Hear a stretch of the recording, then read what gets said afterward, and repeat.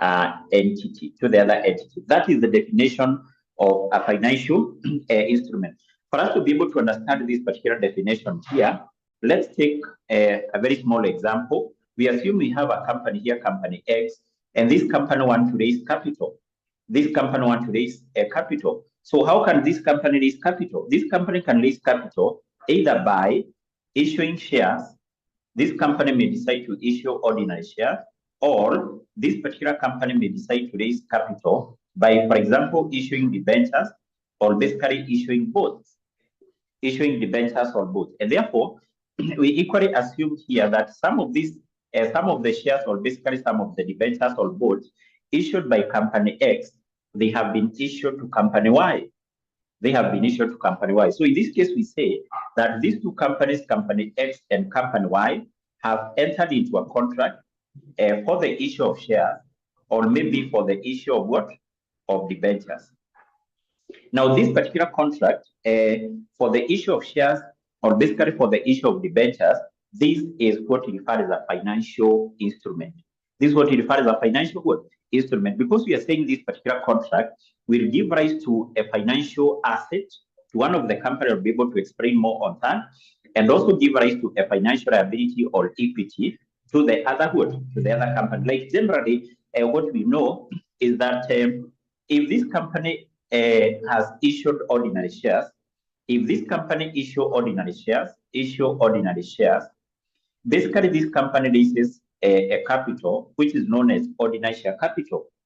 If company X has issued ordinary shares, it will raise a share capital which is known as ordinary share capital. And basically what we know is that this ordinary share capital is basically part of equity, because we know equity comprises of share capital and reserves, So therefore, if this company has issued ordinary shares, maybe to company Y, you can see that this particular contract which this company will enter into, it will basically give rise to equity, because that company has raised ordinary share capital, which is part of equity. On the other hand, we are saying this company can raise capital by issuing debentures, or basically issuing both. So let's assume that this company here has issued debentures. Now, generally, what we know is that once a company has issued debentures, that company has an obligation to pay interest.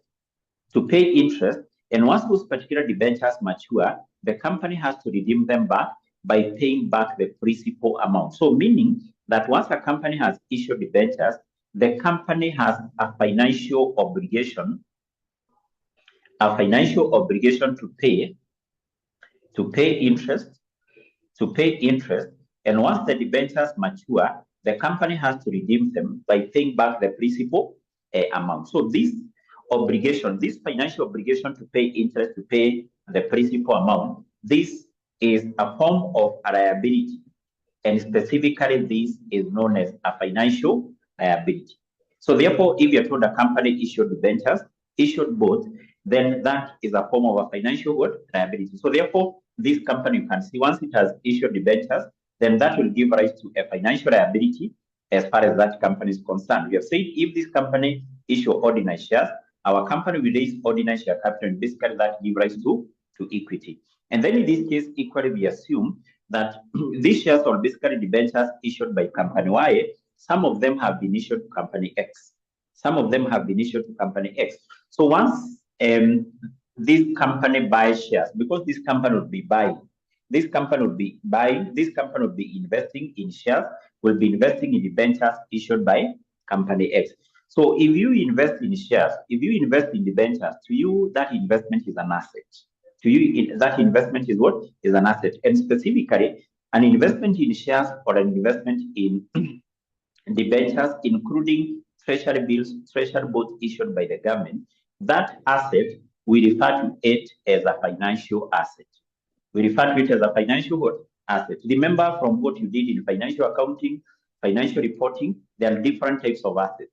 We have property, plant, and equipment, which are tangible and current assets. We have intangible assets, and we also have financial assets. Financial asset is an investment in shares or an investment in debentures. So our company here, company Y, will invest in shares or debentures issued by company X. So therefore, to this company, that is a financial asset. Is a financial good asset. So therefore, you can see in this particular contract, which is entered into between two companies, company X and company Y, it basically gives rise to a financial asset to this company, equity or financial liability as far as this company is what is concerned.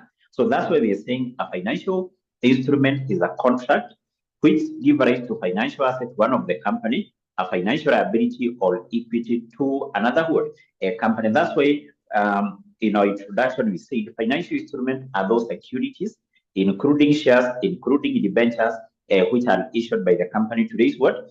A capital. Now, in this topic here, generally, we're going to look on how we do what? How we account for the financial assets, the financial liabilities, and also the classification, because we have different classification of financial assets, different classification of what? Of the financial liabilities. But even before we do that, next I want us to look on something called the recognition of financial instrument. Recognition of financial instrument. What do we mean by recognizing financial instrument? Recognizing, in very simple terms, is basically the process of recording something like an asset or recording something like a liability in the company's books of account. So a question arises here. If this company issues shares or issue debentures, or maybe this company purchase shares or debentures, so when should these companies go ahead and recognize, or in other terms, record those particular shares or debentures in their books of account? According to IFRS 9, this started here, financial instrument, whether issued or basically whether purchased, should be recognized once an entity becomes a party to the contractual relationship. What does that mean? It basically means that once this company has issued these particular shares or debentures, even if our company has not been paid for the shares, has not received cash for the shares or debentures which have been issued, our company has already become a party to that contract simply because it has already issued the shares or debentures. The same case, once this company purchased the shares or debentures issued by this company, even if this company has not paid for those shares or debentures, this company should go ahead and recognize that in its books of account as a financial asset. So therefore, according to IFRS 9, a financial instrument should be recognized in the company's books of account whenever an entity becomes a party to the contractual relationship. Then next, I want us to discuss something to do with the recognition of financial instruments. The recognition basically is the direct opposite of recognizing. The recognition is the direct opposite of what? Recognizing. The recognition of a financial instrument. So by definition, we say to be recognized is to remove a financial instrument from the entity's statement of financial position. It is a process of removing a financial instrument. If, for example, a company had issued debentures, so those debentures may be removed from the balance sheet, may be removed from the statement of financial position, maybe because they have been redeemed. So that process through which financial instruments are removed from the statement of financial position, we refer to that as the recognition. So this is the removal. This is the removal of previously recognized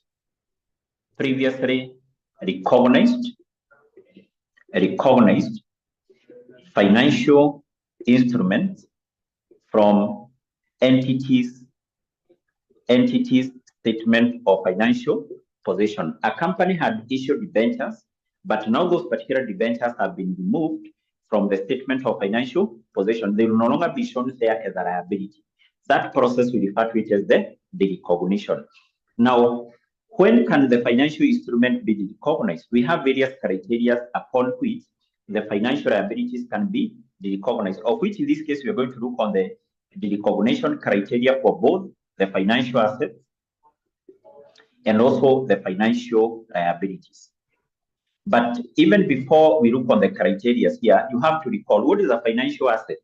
A financial asset, basically, I've said that this is a investment in a debt instrument, investment in debt instrument. For example, if today you have some cash in your bank, instead of money staying there, you may decide to invest in government securities. You go to you buy government securities having a value of 1 million, and then you'll be earning some interest. Once they mature, you're given back your money. So that investment in government securities to you is a financial asset. Sasa, yes. So a question then arises: when should the company remove financial asset from its books of accounts? There are two criteria when that may happen. One is when the entity transfers the rewards and the risks associated with the financial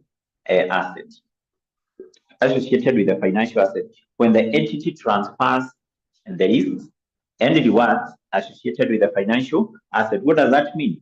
And let's assume that we have a company here, company X, and this company has invested, for example, in the ventures of another company.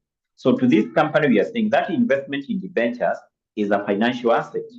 So when should this company, or when can this company remove those financial assets from its statement of financial position? One of the circumstances when this company transfers the risk and reward. So generally, what we know, anytime you have undertaken an investment, anytime you have invested, there are some rewards, there are some risks associated with that particular investment. But when can you transfer those rewards and risks? So to transfer is basically when you sell. So meaning that once this company sells this particular debentures, then we say that the company has transferred the risk and rewards. It is obvious that once you have sold an asset, you cannot continue showing it in your balance sheet because it has already been sold. You have transferred the risk and rewards. They recognize that, remove that asset from your balance sheet. Number two is when the entity's right to receive cash expires. When the entity's right to receive cash has done what? Has expired. So the entity's right to receive cash has expired. So generally what we know is that once you have invested, for example, you have invested in treasury bonds having a life of 2 years, it basically means that you have a right to earn interest from the government for the next 2 years. At the end of the second year, once those treasury bonds mature, you'll be given back the principal amount you invested. So meaning at the end of the second year, your right to receive cash will come to an end simply because those particular treasury bonds have been redeemed. They have matured and the government has done what? Has redeemed them, and you have been given back your principal amount. So if you're a company and basically you had shown that as an asset, you cannot continue then showing that as an asset simply because your right to receive cash has expired. You have earned interest for the next 2 years, and then at the end of the second, you have been given back your principal amount. Then there is no way you will continue showing that as an asset in the statement of financial position. So therefore, the other criteria for recognizing financial asset is when the entity's right to receive cash has expired, maybe because the debt instrument which the company had invested in have matured and they have been redeemed. So in this case, we have those two criteria. Those as the two criteria upon which a financial asset may be recognized. And in this case, we have said it's important for you to understand what is a financial asset. It's basically an investment in shares. It is an investment in debt securities. At a later stage, we are going to look on the various categories, the various ways in terms of how we classify the financial asset. But next, I want us to look on the criteria or the criteria for recognizing a financial liability. Financial liability. What is a financial liability? A financial liability basically here is, we say, is an obligation to pay cash. An obligation to pay cash generally arises whereby a company has issued debt securities. Like assuming we have company X, that company has issued debentures that company has issued both, maybe having a life of 2 years. So that company has an obligation to pay interest for the next 2 years. And once those debentures on both mature, the company must redeem them by paying back the principal amount. So therefore, a financial liability here, this is a financial obligation to pay cash. Financial obligation to pay cash. Cash. And basically, this arises whereby a company has issued some debt instrument. Debt instrument issued by the company is a financial liability.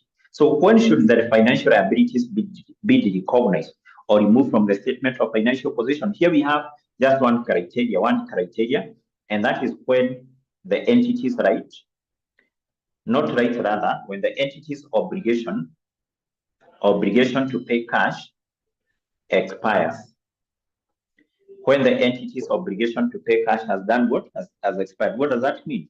It basically means that, or assuming you have a company here, company X, this company has issued debentures, and these debentures have a life of 3 years. Having a life of 3 years means that this, or in this case, this company will be required to pay interest at the end of year 1, at the end of year 2, and also at the end of year 3. And then at the end of year 3 here, these particular debentures will be redeemed. And the company will pay back the principal amount. So once the company pay back the principal amount, then we say that the obligation of this company to pay cash will expire at the end of year 3. So it is obvious that because those particular debentures have been redeemed, the company cannot continue showing them in the balance sheet as a liability. They have already been redeemed. So in that case, then we say that those debentures, those financial liabilities have been what? Have been recognized. They have been removed from the entity's statement of financial position because the obligation of the entity to pay cash has done what? Has expired. Expired. Yes. So that, or those are basically the various criteria upon which financial assets and financial liabilities may be recognized. So you may come across a direct question asking about this, whereby you're required to explain the criteria for the recognition of financial assets and financial liabilities. So next, I want us to look on something known as the compound financial instrument.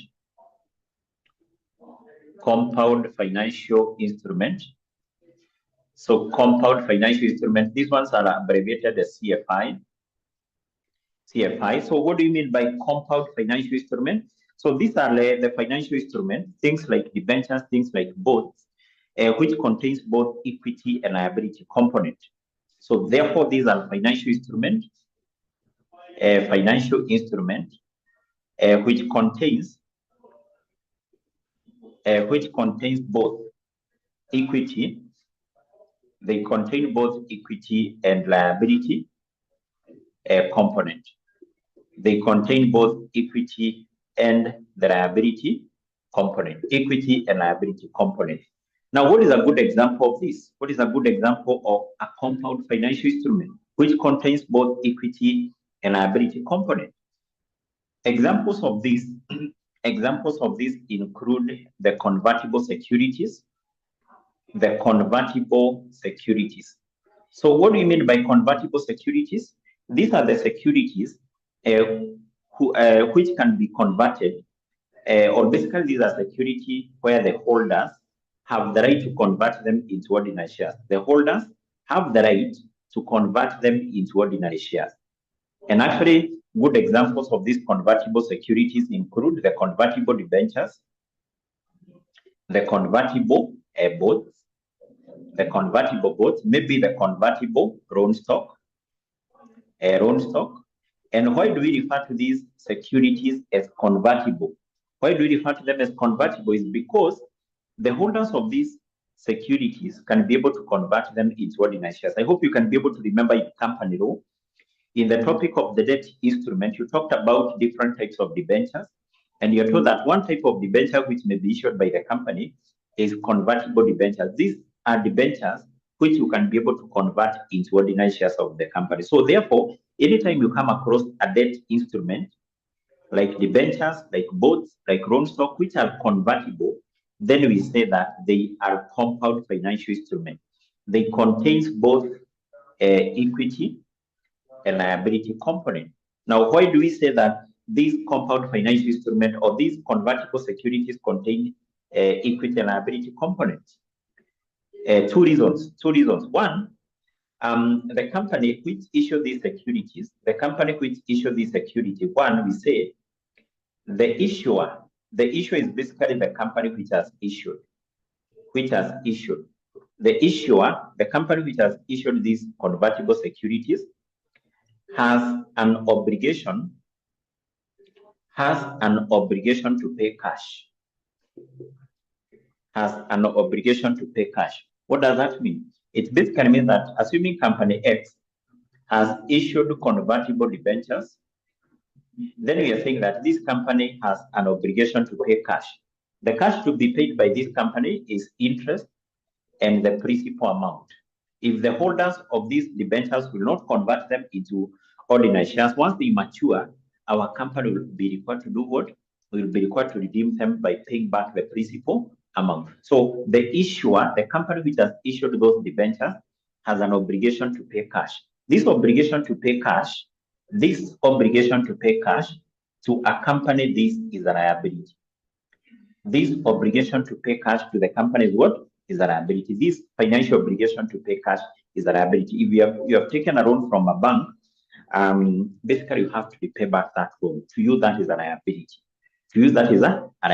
If a company has issued debentures, our company has to pay interest, and once the debentures mature, the company has to pay back the principal amount. That is a liability to our company. So that's why we are saying that these convertible debentures, they have liability component. The company which has issued them has to pay cash. Number two, we say that the holders of these compound financial obligation, the holder has a right to convert them,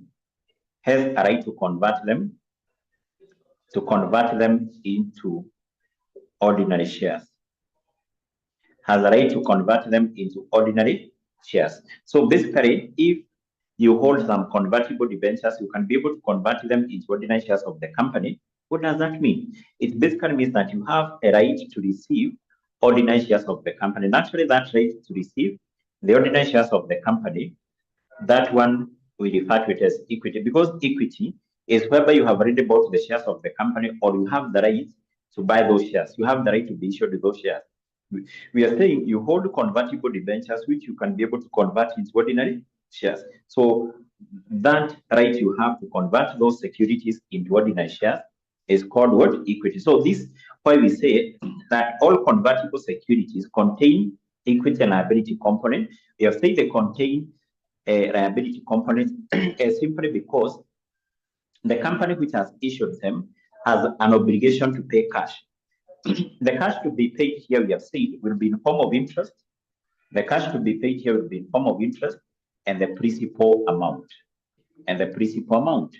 Number two, we have said they contain equity components simply because the holder of those convertible securities can convert them into ordinary shares, has the right to convert them into ordinary shares, which basically we are saying is what? Is an equity in itself.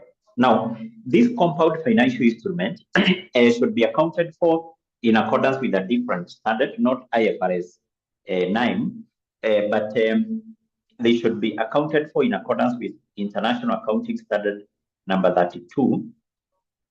This standard, IAS 32, basically requires that anytime a company has issued compound financial instrument, the company should split these two components. The company should split the equity component and the liability component and account for them separately. So therefore, this standard, we say IAS 32 requires an entity to split an entity to split the two components. To split the two what? The two component. So which are the two components here? The equity component, and number two, the liability component. So those two components must be separated, must be split in other terms, and be accounted for separately. I want us to look on how basically we do that particular split. We do that split, but even before you do that, you can confirm whether we are together up to that point. I hope you are together up to that point. Are we together up to that point? Maureen, Kennedy, Ismail, Wanyama, are we together up to that point? I hope you're getting the video from your end clearly. I hope you're getting, my sound is perfect. My sound is okay from your side? Okay, sawa. Let's continue then. If you're together up to that point, we can proceed. Now, what I've said is that this particular standard, IAS 32, requires that anytime the company has issued securities which are convertible debentures, convertible bonds, convertible on stock, which contains equity and liability component, the company should split the equity and the liability component. How should that split be done? So we have two steps to be followed. The step number one is that the company should compute the liability component. Step one, for us to basically compute the liability component.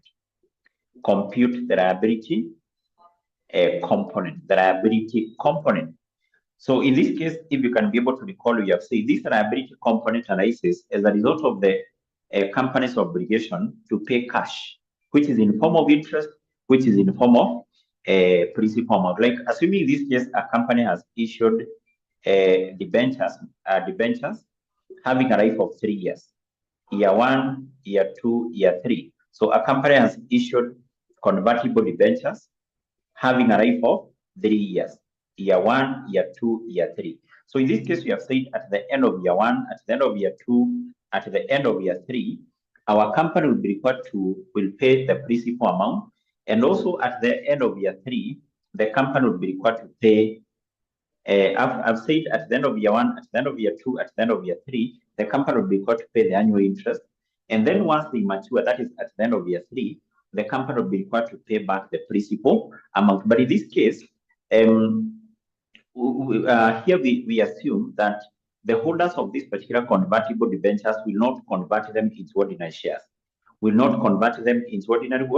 Shares. So if the holders will not convert them into ordinary shares, for the next 3 years, the company must pay interest on annual basis, and at the end of the third year, the company must do what? Must redeem them by paying back the principal amount. So how do we therefore compute the liability component?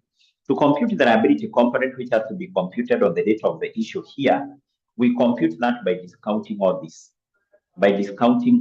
To discount basically entails computing the present value. So we get the present value of the interest to be paid annually and the present value of the principal amount. So meaning that the liability component,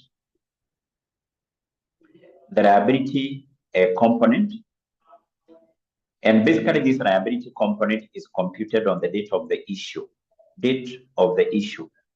Or in other terms, this split should be done on the date of the issue. The date they were issued, if they were issued 1st January 2023, that is when we split the two components. Sasa? Yes. So to compute this liability component, the liability component here is equal to the present value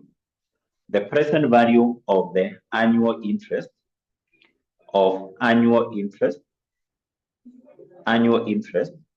So basically, I hope you know how to discount this. Remember, these are annuities, this and this, because these are similar cash flows. So these are annuities. So you know how to discount that from financial management.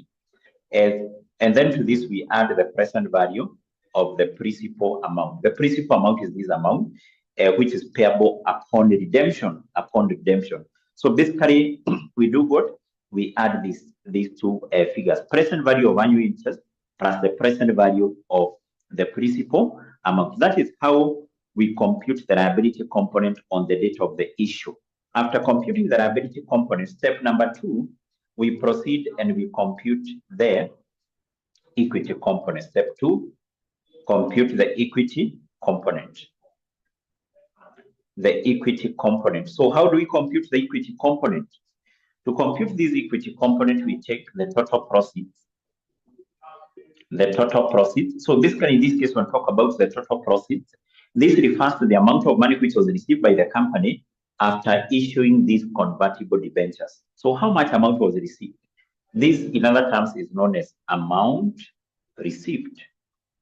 The amount received, or in other terms, the total proceeds. So total proceeds, and then to this we less the liability component.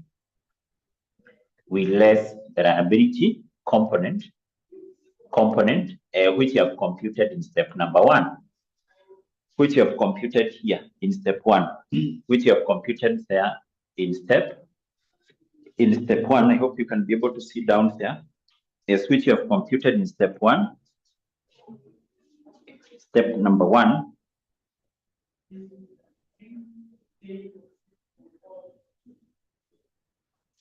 Yes, so computed in step number 1. So after deducting that, we get the difference here. We get the difference here, and this difference is the equity component.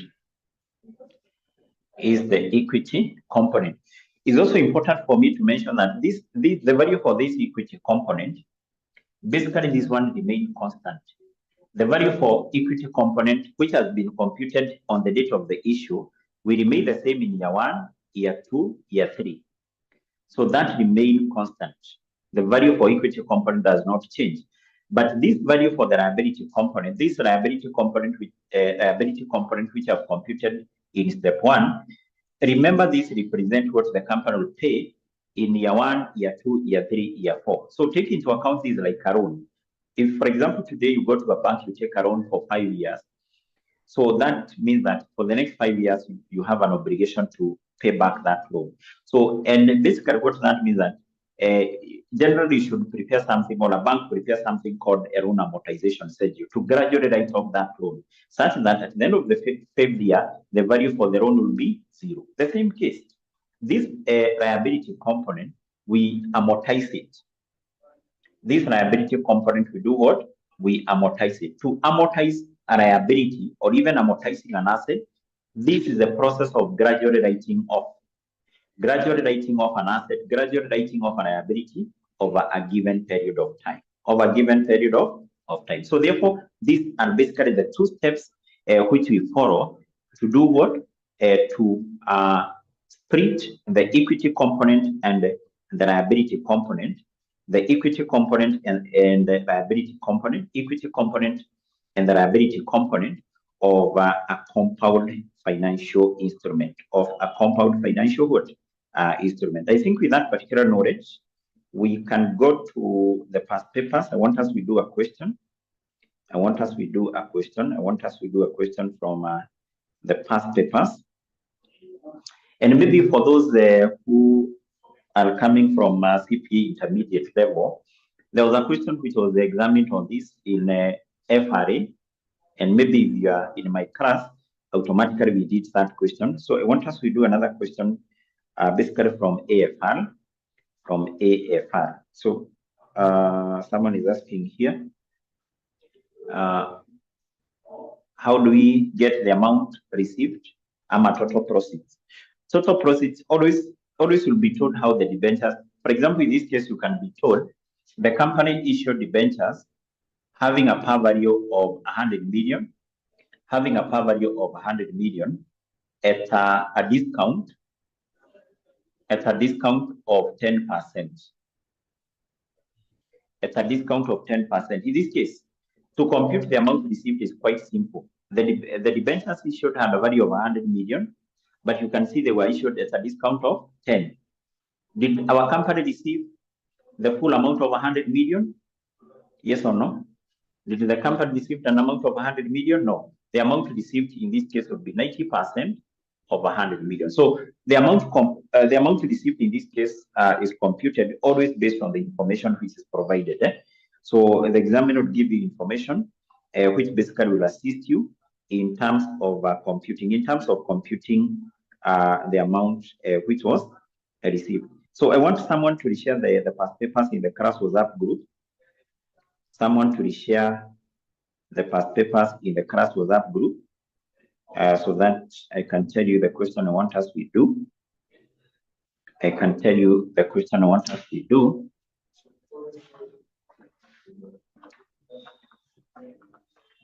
The question on compound financial instruments.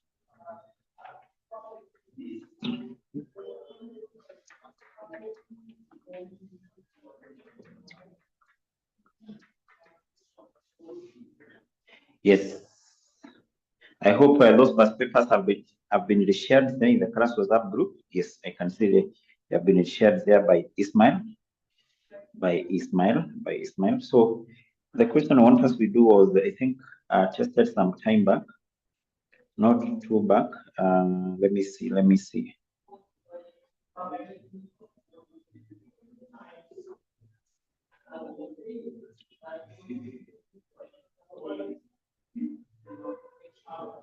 Yes, there was a question from this topic, though it is not in relation to compound financial instrument.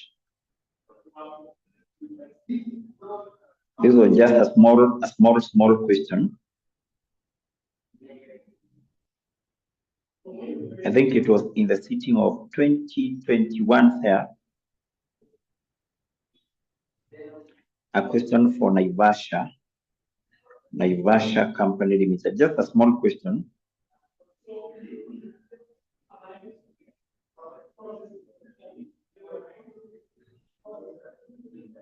I'm trying to retrieve that question here.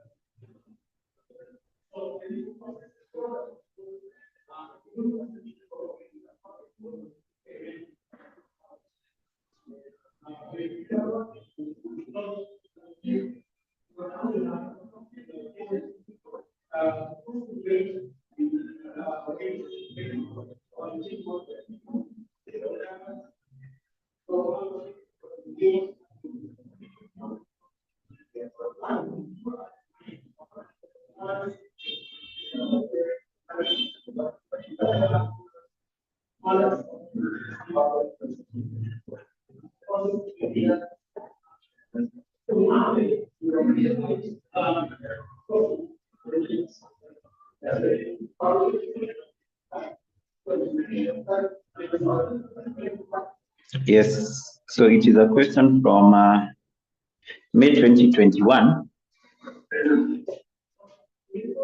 May of 2021. And this is question number 4B. Question number 4B. Question 4B. So let's go to this particular question here. 4B, May 2021, question 4B. So once you get the question, just confirm that you have the question with you.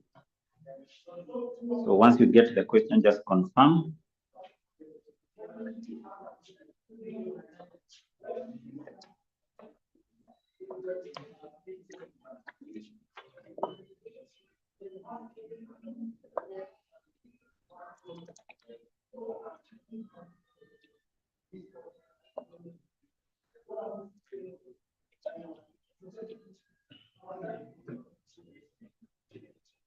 Okay, confirmed by Otunga there. Yes, Ismail Aither, Mase has confirmed. Maureen, are you there? Diana, you have the question with you. Eddie, Faith, Patrice, Samuel, you have the question with you. Do you have the question with you? Yes. Yes.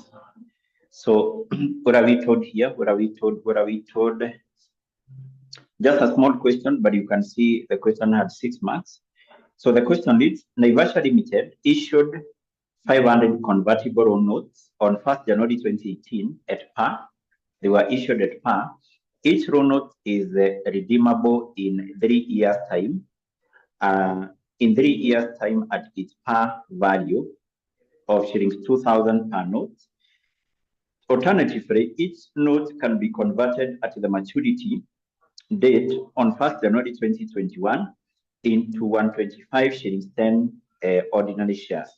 And then in this case, we are told that their own notes pay interest annually in arrears at a coupon interest rate based on the nominal value of 6%. The prevailing market interest rate for 3 years raw notes without conversion rate is 9%. So what are we required to do here? We are required to prepare the extract of a financial statement of 𝐼𝐍 Limited for each of the year ended 31st of December 2018, 2019, and 2020. The marks allocated here were 6. Now, what is important first of all here? So the first thing, or basically the first important thing to do here is basically to see that these loan stock or these raw notes which were issued by our company, they are convertible. They are what? Convertible, because we are told the company which is called 𝐼𝐍 Limited issued convertible loan notes. So anytime you see the word convertible, what you need to remember very fast is that this is a compound financial instrument. This is what? A CFI.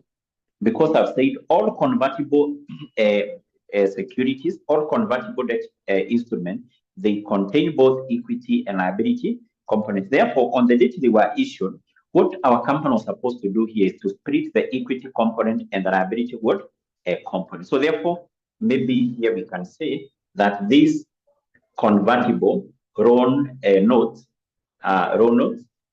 issued by 𝐼𝐍 Limited. 𝐼𝐍 Limited is a compound financial instrument. So having known that, then you need to recall what you have said. We have said, according to IS 32, on the date of the issue, the company should split the equity component and the liability component. The company should split the equity component and the liability component. Equally here, we have discussed the 2 steps to be followed, basically in computation of the same. So what I want us to do is we basically go straight to splitting the equity and liability component. And we are going to start by computing the liability component. Step number 1 we have said is to compute the liability component. And actually this one is always computed on the date of the issue. So when were these compound financial instruments issued? They were issued on 1st of January 2018. 1st January 2018. That's when we should do the split. So how do we compute this liability component? The liability component you have said is equal to the present value of the annual interest, present value of the annual interest plus the present value of the principal amount. So if you can be able to remember that, then it becomes quite simple. So we need to first of all compute how much interest will be paid by a company on annual basis, how much amount will be paid on redemption, because you have said the principal amount is the amount to be paid once this convertible loan stock matures and they are redeemed. So first of all, to compute this one, to compute the annual interest, or basically in other terms, the interest to be paid annually, the interest per annum. How do we compute this one? This formula is very important. You must recall this. This one is computed by taking the coupon rate. The coupon rate times the par value. The par value is also known as the nominal value. It is also known as the face value. The face value of the compound financial instrument. That formula, very, very important for computing the interest to be paid on annual basis. The coupon rate times the par, the nominal or the face value of this compound financial what? Instrument. Remember, compound financial instrument are the 8% roll notes. Now, equally, if you check on this, the information which are given in this particular question, the information given in this question, you will see that we have two interests. Where do we have the first interest? The first interest is given, I think, in which paragraph? I think both of them are given in paragraph 2. Yes, can we go back to paragraph 2? In paragraph 2, we are told the loan notes pay interest annually in arrears at the coupon interest rate of 6%. So in our case, we already given the coupon interest rate. The coupon interest rate, which is 6%. But in most of the cases, the examiner will not tell you which interest rate is coupon rate. But if you're given something like this, you're given 10% convertible debentures. This particular interest, which comes before the name of the compound financial instrument, this is what we refer as the coupon rate. The coupon what? Rate. Yes, but in our case, we are told the coupon rate is 6%. So we multiply that with the par, nominal, or the face value of the CFI. CFI are the convertible loan stock. Now, that information is given in paragraph 1. Can we go back to paragraph 1? In paragraph 1, you're told Naivasha Limited issued 500 convertible loan stock. 500 convertible loan stock. This is the number. The convertible notes issued were 500. And then you're told they were issued on 1st January 2018 at par. And then you're told each loan note is redeemable in 3 years' time at its par value of 2,000. So the par value of each loan note is how much? Is 2,000. So therefore, we need to multiply this coupon rate because we already have the coupon rate times the par value of the convertible notes. So we are told the convertible notes which were issued by the company, they were 500. But remember, this is just the number. We need to get the par value, the total par value of this.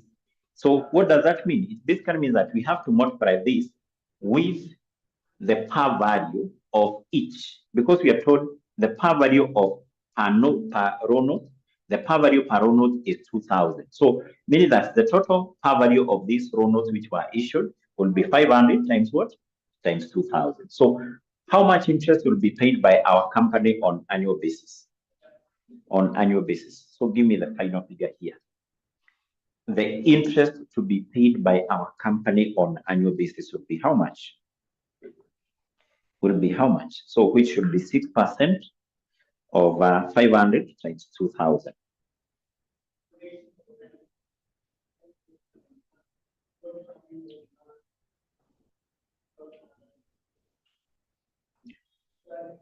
Yes, I'm given a figure for what? Yes, I'm given a figure of 60,000. I'm given a figure for 60,000. So 60,000. So this is the interest which will be paid by our company per annum. And from the information which we are given here, this interest will be paid for the next how many years? Assuming these convertible notes will not be converted into ordinary shares. If they will not be converted into ordinary shares, this interest will be paid for the next how many years? This interest will be paid for the next how many years? Yes, automatically this one will be paid for the next 3 years, because we are told that this particular roll notes will be redeemed after 3 years. So if they will not be converted into ordinary shares, the company will have to redeem them at the end of the 3rd year. Yes, so therefore this means that this interest, which is annual, will be paid in year 1, year 2, year 3. Also, we are told, I think in which paragraph? In paragraph 2, we are told this interest is payable in arrears. Payable in arrears means that it is payable at the end of each year. So the company will pay 60,000 at the end of year 1, at the end of year 2, at the end of year 3. So having that, then we need to determine this one, the principal amount. So that then we proceed and discount those two items and we add them. So what is the principal amount? Remember, the principal amount is the amount to be paid on redemption. Amount payable on redemption. Amount payable on what? On the redemption. So the amount to be paid on redemption, this one is always equal to the par value. If you have invested 2 million in treasury bonds, once they mature, you should be given back your 2 million. Sasa, yes, so they're redeemable at par value unless otherwise stated. Unless otherwise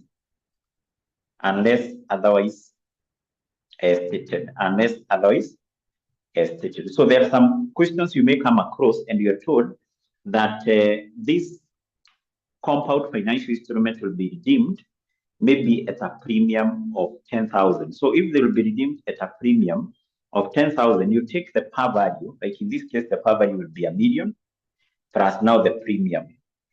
Plus the premium. That is the amount to be paid on redemption. But if the question is cited, the amount to be given back on principal on the redemption should be equal to the par. Although in this question we are given that information. Paragraph 1. Paragraph 1, sentence 2, we are told each loan note is redeemable in 3 years' time. In 3 years' time at its par value. So the amount to be paid on redemption is the par value. So the par value in our case we know is equal to 2,000 per loan note, this one, and then times the total number of loan notes which were issued. So this should give us $1 million. $1 million. So the amount to be paid on redemption will be how much? Will be $1 million. So what we need to do now, because we have the annual interest, we have the principal amount, we just need to discount them. So there are so many, there are a number of approaches we can be able to use to discount this. Let me use an easier one, whereby we are going to have years, year 1, year 2, year 3.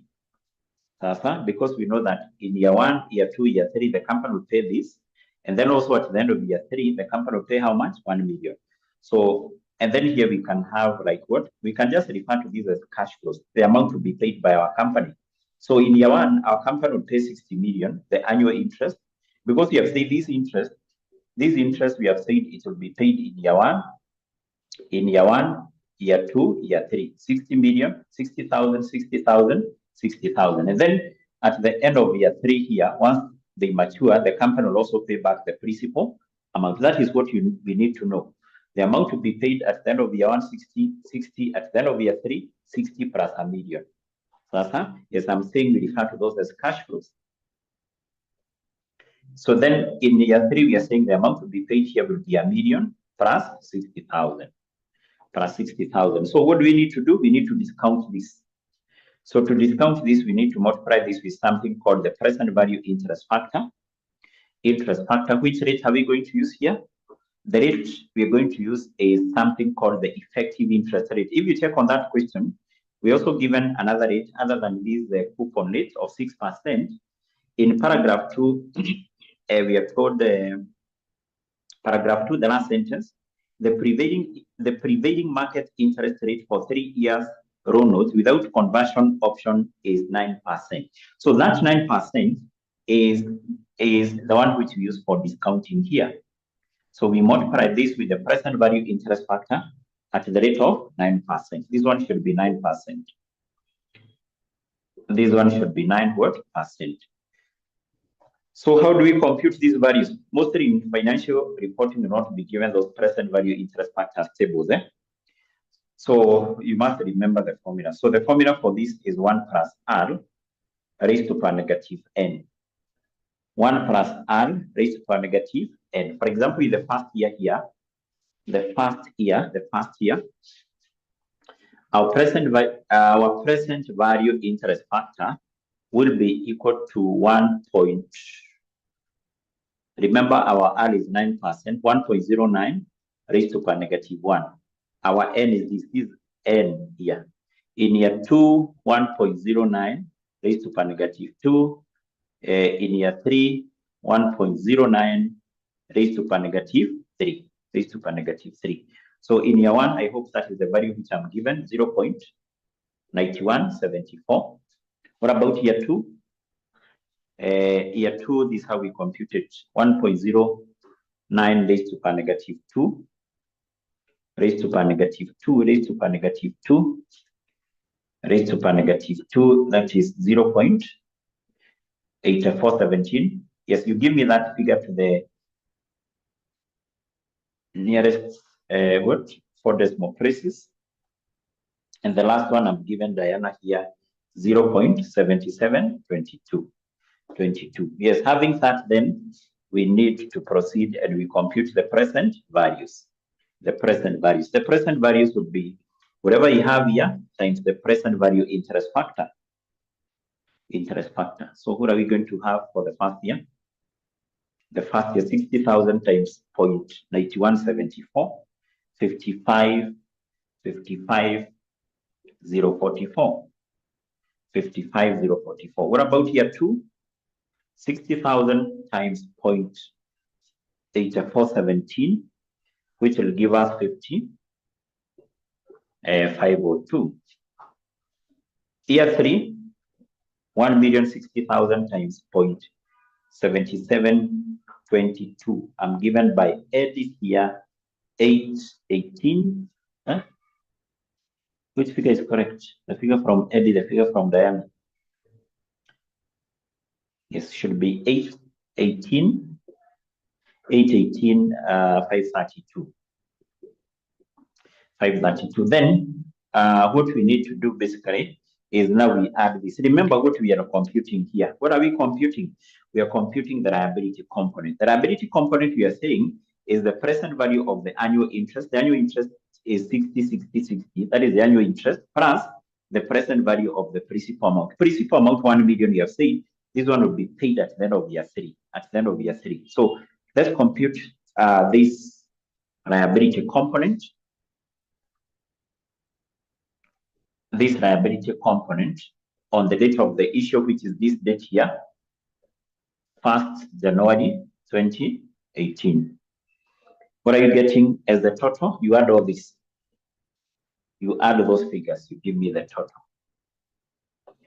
924. 924, 078. 078. That is the figure I'm getting from Mercy here. I'm also getting the same from Diana. So what we have there, therefore, is the liability component. The liability component. So having the liability components, then what do we need to do? Step number 2, because we are done with step 1. Step number 2, we need to proceed and we do what? We compute the equity component. We compute the equity component. Equity component. Remember, basically, this part of the workings, we have not yet answered our question. If you check on what the examiner was requiring, we do what? We prepare financial statement extract. Prepare financial statement extract. So will the approach in liability, in computing the liability component be different? If interest is paid at the beginning of the interest. Yes, it would be different, but practically, is it possible for interest to be paid at the start? No, profit is payable at the end because you have invested. The company can only pay you interest based on the profit. That's based on the profit. Though there are those particular short-term government securities, treasury bills, the interest is payable in advance. Yes, for the short term. But I think this long term, the interest is payable at the end. It is payable at the end. Payable at the end. Yes. So let's move and we compute the equity component. Equity component. Equity component will also be computed on this date, the date of the issue, 1st January 2018. 2018. So how do we compute this one? So remember, I've given you the formula, the total proceeds, the amount received, minus the liability component, which we computed in step 1. The liability component computed in step 1 is what we have here. 924, 078. So we need to determine how much amount was received. This convertible loan notes, how are they issued by the company? If we go back to the information which are given in this particular question, specifically in paragraph 1, you're told Naivasha Limited issued 500 convertible loan notes on 1st January 2018 at par They were issued at par. They were issued at par. So the amount which was received, the amount received here will be equal to 500. And basically, we know the par value for each is 2,000. So the amount received was 1 million. This is the amount received by the company, 1 million. So we take 1 million, the amount received, minus the liability component. Whatever you get here, this one is known as the equity component. The equity component still on 1st January 2018. So what will be the equity component on the date of the issue? The equity component, the difference between 1 million and 924,078. What are you getting here? 229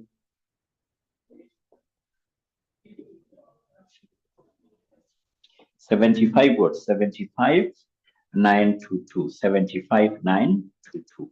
Yes, so that is the equity component. If you can be able to recall, we said the value for this equity component will not change in year 1, year 2, year 3. That value does not change. But now, this one, which basically is the liability component, this one we have said we must do what? This one we have to amortize it. We have to do what? This one we have to amortize it. This one must be amortized. This one must be what? Amortized. This one has to be amortized. So how do we amortize a liability in this case? From what you did in financial reporting, how do we amortize this? How do we amortize our own? How do we amortize something like a risk liability? What do we have to prepare here? We prepare something called what? Even when amortizing our own, you prepare something called the amortization schedule. The amortization schedule. So we need to prepare amortization schedule because we have not yet answered our question. If that question you leave it like that, you'll not be able to score the marks. So the question was requiring what? We prepare financial statements extract.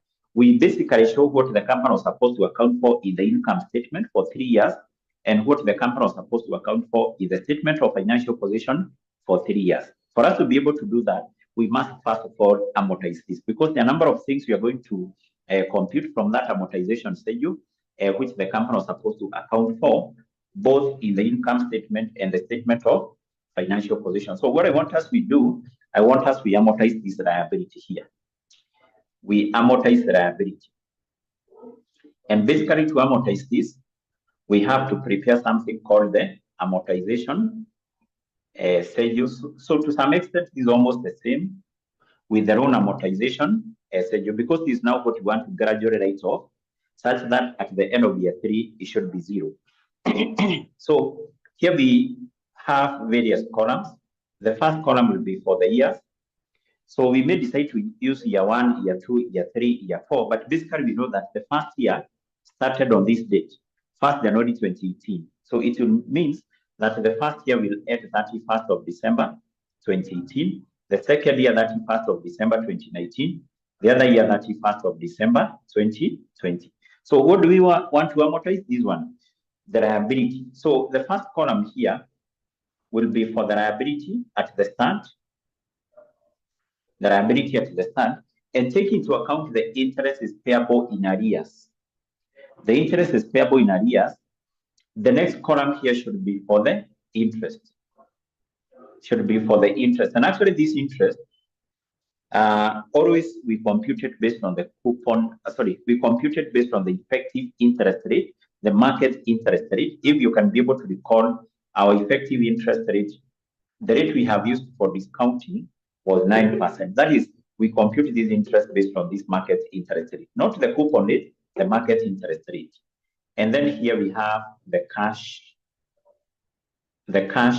paid, and then we will have the last column here, which is the liability at the end of the year. Remember, this is just like Karun. This is just like Karun. How do you compute the loan balance at the end of the year? To compute the loan balance at the end of the year is very simple. You take the loan balance at the start, you add the interest, and then you less the installment you paid. You'll be able to get the loan balance at the end. So that loan balance at the end of year 1 will become the loan balance at the start of year 2. Compute interest, deduct the cash which was paid, you compute this one. And actually computing the loan balance at the end, you take the loan balance at the start plus interest minus cash paid. Minus cash paid, minus cash paid. Yes, so in this case, here we don't talk of installment. This cash here is the same with installment. Is the same with installment. But equally in this case, if you can be able to remember in FM, financial management, you compute the installment which is paid, and that installment, I think you split it, you go ahead and split it into two. The principal amount and the interest. Is that the case? That's what you do. Here we don't have to do that. Sasa, we don't have to split the installment paid in form of interest, in form of principal amount. Sasa, yes. So the liability at the start of the year, because what we start here should be the liability at the start of year 1, is what we have computed here. That is the amount we want to amortize. 924,078. So that is what we want to amortize up to the end of year 3. At the end of year 3 should be 0. So then we compute the interest. The interest should be 9% of this, 9% of the liability at the start. So that will be an amount of how much? That will be an amount of how much?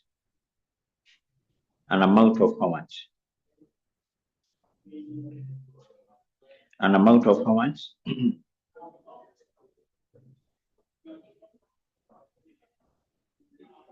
Amount of how much? 80. Is it 83, 87? Are you getting 83 or 87? I'm getting different figures there from Diana, from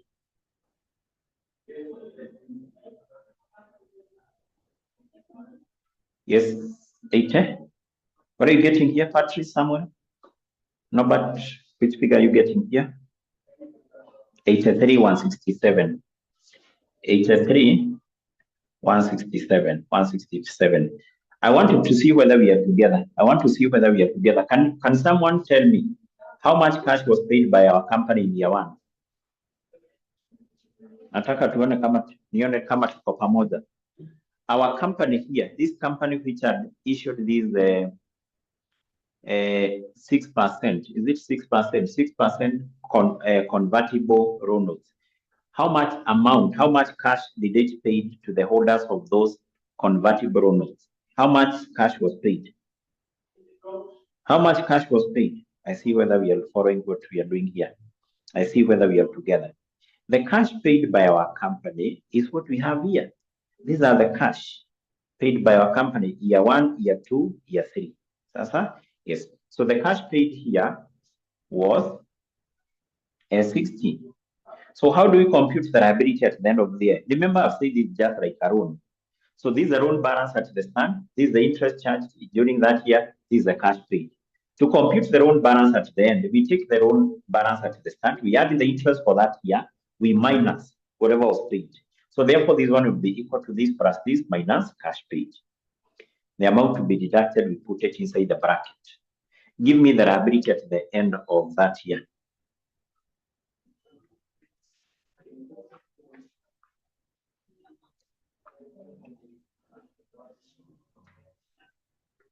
Yes, what are you getting? Gordon, it cannot be 231. It can't be 231. That one automatically is wrong. It should be around 900 and something. 940, 947, 47 to 45, 245. So that will be the opening balance in the following year. 947 to 45. And then we compute interest here as 9%. We compute interest here as 9%.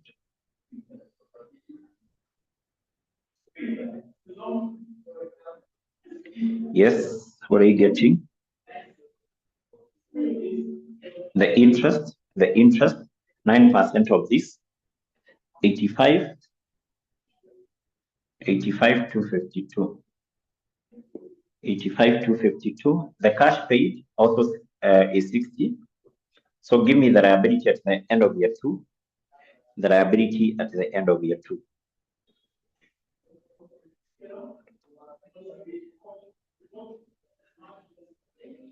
Yes, we're getting the liability at the end of year 2. The liability at the end of year 2, 972. 972, 497. 497, that will be the opening balance now here. 972, 497. So the interest, which will be 9% of this, 9% of this,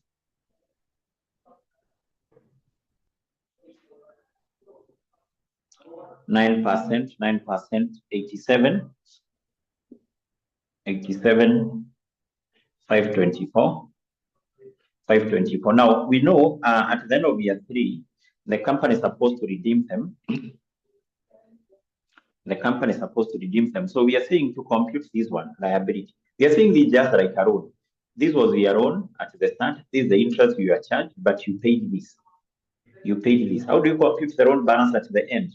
You take the loan balance at the start plus interest minus this. So this one is computed by taking A plus B minus C. This loan balance plus interest minus cash paid. Sasa, yes, that's how we compute that one. How we compute that one. I hope that is understood now. Now, here we know the cash which was paid was 1,060,000. But if you check on the question here, when was the principal amount paid? The principal amount. Are we given the date when the principal amount was paid? The 1 million. When was 1 million payable? Because in most of the cases will be told it will not be paid exactly on 31st of December 2020, but you can be told it will be paid on 1st January of 2021. I think that's what we were told. This 1 million, when will the redemption take place? Yes, the redemption, this 1 million will not be paid at the end of this year, but will be paid the following year, the following day actually. So therefore, in preparing our amortization schedule, what we put here is 60, because at the end of the year, will the company pay 1,060,000? No, the company will only pay interest. And basically it means that once you prepare this, even without computing this, here you should be left with 1 million. You should be left with 1 million, and this 1 million will be paid on 1st January of 2021. That is when it will be paid. So therefore, it was not paid here. That's why we are not including 1 million. So, but if the question is silent regarding when this amount will be paid, regarding when this debt instrument will be redeemed, then we would have included 1,060,000. Are we together? Yes. Are you getting 1 million there? You may get a figure which is not exactly a million because we have rounded off, but it should be a figure of 999 something. Are you getting 1 million? Or are you getting a figure of 99? Yes, it should be 1 million. This one will be paid in the following day. Now, having that, we can wind up the question now by doing what? By answering our question. So what are we required to do? We are required to prepare financial statement extract. Financial statement comprises of the income statement, comprises of the statement of financial position. We need to prepare income statement extract. Remember, an extract is part of something. Is part of the income statement. This is not the complete income statement. We are preparing this income statement to show what was supposed to be included in this income statement for 3 years in relation to this compound financial instrument. So let's do that. We prepare income statement extract. Basically to show what the company was supposed to recognize here for 3 years. The first year ended 31st December 2018, 31st December 2019, 31st of December 2020. And what the company was supposed to recognize in the income statement is this interest. This interest. So this interest should be recognized in the income statement as part of the finance cost. As part of the finance cost. So therefore, in the income statement, specifically at the expenses, the company was supposed to recognize this interest, but basically any form of interest will be recognized in the income statement as part of the finance cost. As part of the finance cost. So therefore, the finance cost for the first year is this one, 83,167. In year 2, this one, 85,252, and year 3, 87, 524. 524. That is what was supposed to be recognized in the income statement as far as these compound financial instruments are concerned. What about the statement of financial position? Remember, this is still an extract. This is an extract. This part of is not a complete statement of financial position. So, equally for 3 years, 31st December 2018, 31st December 2019, 31st December 2020. 2020. So, in the statement of financial position, our company basically here was supposed to recognize 2 items. One, the liability component of this convertible raw notes, and number 2, the equity component. So 2 items. And the first item, basically what we know is that in preparing this, we record assets, non-current, current, we record equity followed by liability. So in this case, because we don't have any item of assets, we basically start by showing what was supposed to be recognized here as part of equity. As part of equity, and what the company was supposed to recognize here at the equity is this one. This equity component. Remember, we have said the value for equity component remains unchanged in year 1, year 2, year 3. That one will not change. That's why we said it remained constant. So at the equity, the company was supposed to recognize something called the equity component. Equity component of the convertible raw notes. So make sure you write that in full. Equity component of convertible raw notes. Equity component of convertible raw notes. The value for that is 75,922. This one we are saying will not change over the period of 3 years. That one remain the same. That one remain the same. This one remain the same. Remain the same. Then other liabilities, the company will recognize something called the liability component. The liability component of the convertible raw notes. The liability component of convertible raw notes. Convertible raw notes. And where do we get these values to be recognized as the liabilities? We get those values here from the amortization schedule. So from this amortization schedule. So this is the liability which was supposed to be recognized in year 1. 947, 245. That one. Year 2, this one, which is the 972, 497. And year 3, this one, 1 million. 1 million. 1 million like that. 1 million like that. 1 million like that. 1 million like that. Yes.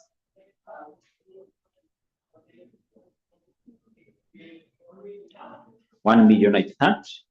And basically that's what was required as far as that question is concerned. All what you have done, all this was part of working. So the marks are allocated here. This is what will earn you the marks. This is what will earn you the marks. This is what will earn you the marks. Though in this particular question, the examiner was too mean. I've seen there was a question which was tested on this in FR. Maybe for those who are my students in FR, we did such a question. And that question, the marks allocated in that question were 10. So, but this question, the marks allocated were 6. This is a question basically, the examiner should give at least 8 marks because you can see the question is a little bit what? Demanding. Is a little bit demanding. Yes, so that is it. That basically what is required as far as that question is concerned. As far as that question is concerned. I hope if you come across a similar question, you can be able to handle it. You can be able to handle that. But I've said what is important as far as this is concerned is basically anytime you see the word convertible, anytime you see the word convertible, what you need to remember very fast is that that is a compound financial instrument. If it is a compound financial instrument, you must go ahead and basically do what? Split the equity component and the liability component. The equity component and the liability component. And then from there, you must proceed and you do what? you amortize the liability component, and then for the equity component, you have said that value remain the same. I want to give the question from FR as an assignment. I think this was from the sitting of August 2024, from the paper for financial reporting, intermediate level. Let me share that question with you.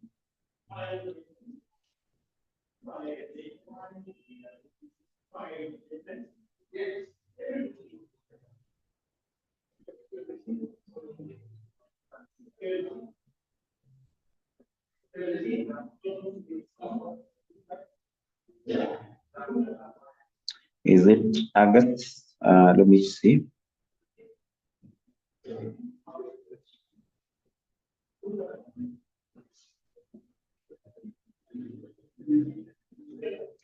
No, it was basically April, although let me do a screenshot.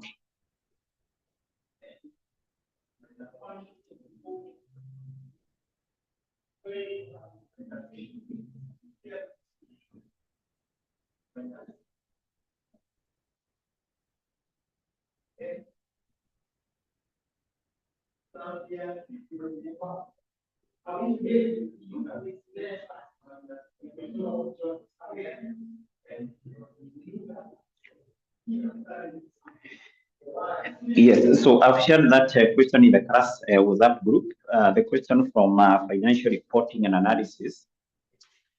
From financial reporting and analysis, this was a question for April 2024. Specifically, this was question 5. I think question 5B. Question 5B is basically the same. Is the same with whatever you have done here, because we are told that company, which is called 𝐍𝐻𝐶, had issued 9% convertible loan notes. 9% convertible loan notes. And basically what the examiner was requiring there is with suitable calculations demonstrate the accounting treatment of the above transactions in the books of accounts. So if you're required to demonstrate the accounting treatment in the financial statement, you are required to prepare financial statement extract, just like what you have done here. Then I hope you have seen that question which I've shared with you. If you go to still to the question, I've already shared the question in the class WhatsApp group. If you go to that particular question in the requirement, you are told to round off your answers to the nearest 1,000 of shillings. To the nearest 1,000 of shillings. So if you're given those instructions by the examiner, that you round off your answers to the nearest 1,000 of shillings, round off answers to nearest 1,000 of what? 1,000 of shillings. So basically what that means is that when, for example, preparing the amortization, say you what you do, you work your figures with 1,000 of shillings. With 1,000 of shillings, that means that any figure which you have, you omit the last 3 zeros. You omit the last 3 zeros, and any figure having a decimal, you round it off to the nearest whole number. Sasa? Yes. So in that case, you will not work with the full figures, but you work with the figures in 1,000 of shillings. For any figure which you get, let me give an example of what I mean here. So like if you check on that particular question in paragraph 1, you're told this company issued convertible loan stock having a value of 120 million. 120 million like that. So when working out this question, you do not work with this particular whole figure, but what you'll do, you'll omit the last 3 zeros. But for example, when preparing the amortizations that you have there, you must note that your figures are in 1,000 of shillings. When preparing this income statement of financial position, you must come here and you note your figures are in 1,000 of shillings like that. And if you come across a figure having decimals, you must round off to the nearest whole number. To the nearest whole what? Number. Sasa? Yes. So I want to give that particular question as an assignment. And also for today, I want us to stop at that point. I can see we have around 15 minutes. We can't be able to do something constructive. So once we meet in our next session, we will be able to talk about types of financial assets, the classification of financial assets, And also we talk about financial liabilities, and then from there we will be able to look on some questions from what? From the past papers. So I don't know whether there is any question before we wind up. Is there any question before we wind up?